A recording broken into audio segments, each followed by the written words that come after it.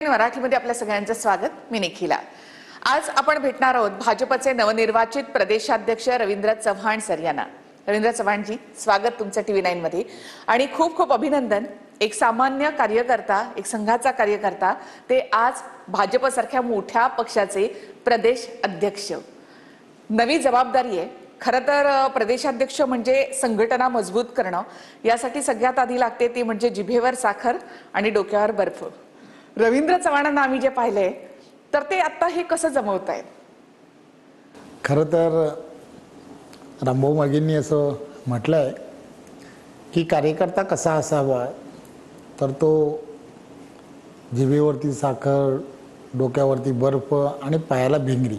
बरोबर। आणि त्यामुळे येणारा काळ जो आहे, मी सत्तेमधला असणारा प्रदेशाध्यक्ष आहे। नेरेटिव्हची लढाई ही सर्वात मोठी चालू झाली आहे।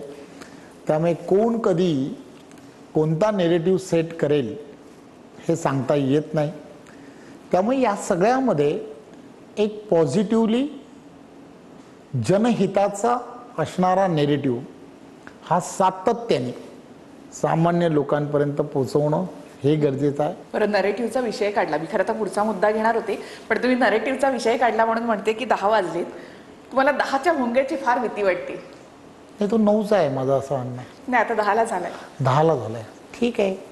वेळ थोडीशी बदलली असेल, परंतु खरं तर या सगळ्या गोष्टीकडे पाहत असताना मला असं वाटतं की महाराष्ट्रातील जनतेच्या हिताचं, बघा, एखादी गोष्ट कोणत्या पद्धतीने, म्हणजे 10 वाजता जसं आपण म्हटलं, त्यांनी एक काल शिंदे साहेबांच्या मंत्रिमंडळातील एका नेत्याच्या संदर्भात जे दाखवलं, शिरसाट साहेबांच्या संदर्भात दाखवलं, त्यांनी त्याचा खुलासाही केला।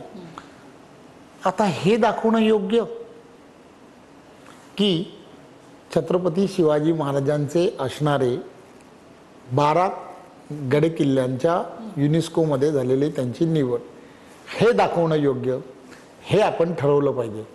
आता हे लवकर काय जाईल मला माहीत नाही। प्रयत्न असा असला पाहिजे संघटना म्हणून, भारतीय जनता पार्टी म्हणून, कार्यकर्ता म्हणून, की हा जो निर्णय आहे, हा निर्णय जास्तीत जास्त लोकांपर्यंत जाणं हे गरजेचं आहे। मला आता प्रदेशाध्यक्ष